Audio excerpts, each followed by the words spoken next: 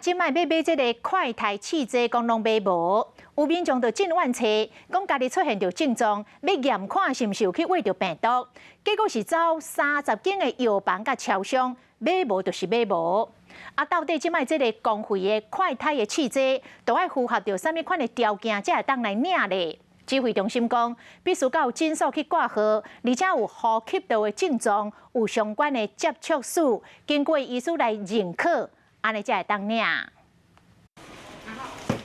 中央分配10万份公费快筛，已经有3万份送到新北卫生局。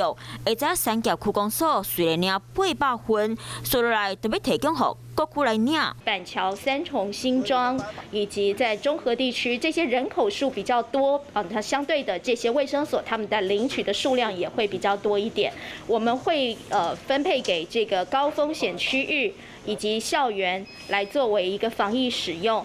那同时这边也要提醒跟大家说明，这个不是让民众做实名制的领取。也未开放是命再来领快筛，不过市面上快筛试剂已经真歹买到，有民众就伫咧网络顶骂，家己脑痛、流鼻水，结果走30间药局和超商拢买袂到。有公家公园，像台北市就有跟好多个定点的那个诊所都有那个合同啊或签约啊，就这个部分呢，你可以免费发送给那个民众用啊。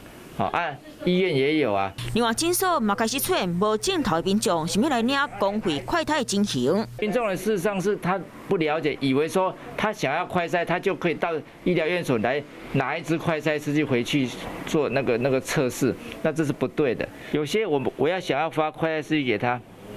他反而不要，因为他说我没事，干嘛要筛？我万一筛出阳性，我还要被隔离。诊所强调，即卖当领公费快筛试剂对象是去定点诊所挂号，予医生看过，而且呼吸道镜头的患者相关接触史。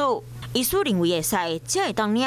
未来，我想我们疫情升温的时候，可能我们应该到处都要可以布点去拿，或者是去买啦哈。疫情有进步，民众大人拢心惊惊，不过嘛是要遵守相关规定来领公费快筛，较袂互你白走一撮。你好，我是陈英座。想要知道台湾有哪里好玩好吃的吗？想要跟我一起边玩边学客家话吗？请锁定华视52频道，悠汉暖撩，记得订阅开启小铃铛。